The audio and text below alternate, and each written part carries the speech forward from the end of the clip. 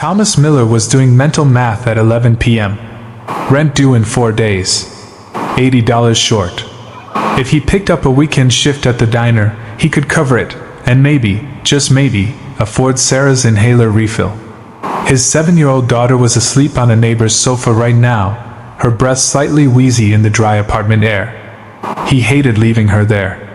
But a single dad with a bad knee and a high school diploma didn't have the luxury of choice. He dragged his mop across the 42nd floor of Apex Holdings and tried not to think about how tired he was. Then the night manager caught him in the locker room. Top floor needs a sweep. Boardroom bins. Don't touch the main office. Get in, get out. The 50th floor felt like a different planet. Thick charcoal carpet. Warm lighting. Air that smelled of leather and money. Thomas emptied the boardroom quickly and moved down the corridor toward the final door. Evelyn Croft, Chief Executive Officer. The door was unlatched. A thin line of light bled underneath it. He hesitated. If he left a full bin, he'd be docked pay. If he disturbed something, he'd be fired. He pushed the door open.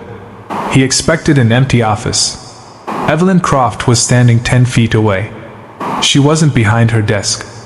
She was in the middle of the room, her silk blouse half open, her hands twisted behind her back, struggling with the clasps of a rigid medical corset, thick canvas and metal straps locked around her torso. Beneath it, her ribs were covered in deep purple bruises. Thomas stopped breathing. Evelyn turned. She didn't scream. She simply looked at him, cold, cornered, calculating. "Get out," she said. He ran. He spent the entire bus ride home certain he was finished. Badge deactivated by morning. Cardboard box by afternoon. But the next night, his badge flashed green. And Greg pointed at the ceiling. 50th floor. "They're expecting you." Evelyn Croft sat behind her glass desk like nothing had happened. She told him everything in a flat, clinical voice. A helicopter crash 4 months ago. 3 fractured vertebrae. 4 shattered ribs. The press thought she was on a retreat in Kyoto. The board thought she'd had a minor ski accident. If the truth came out, the shareholders would invoke a medical clause and vote her out by Friday. She slid a folder across the desk. She'd run a background check on him that morning. Every debt. Every doctor's bill. Every struggle laid out in black and white. Thomas felt his face flush with anger. "I need a handler," she said before he could speak. "Someone discreet. Someone who needs this enough to stay quiet. You drive the car, carry the bags, stand in the corner of boardrooms with my medication. When my back gives out, you hold me upright so the cameras don't see me fall." "What's the catch?" Thomas asked. $3,000 a week. Full medical insurance for you and your daughter. Effective immediately. The numbers hit him like a physical blow. That was more than 3 months of wages. That was a new apartment. That was the expensive inhalers.